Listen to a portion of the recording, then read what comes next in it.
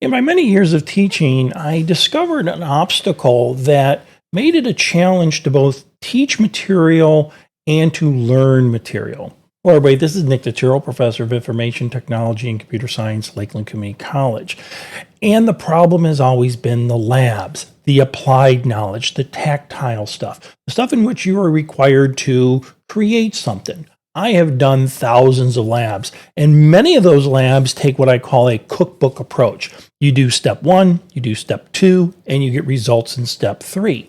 Now, that works, but unfortunately, if they're being very detailed and they tell you each one of the steps, you're not really learning, or you may not be grasping that material. Not in this book. In this book, they take a different approach, which I'm really intrigued about. They basically do is they teach you the procedures, the protocols, the things you need to learn in the chapter. And then the task that is assigned to you, they just tell you, provide X.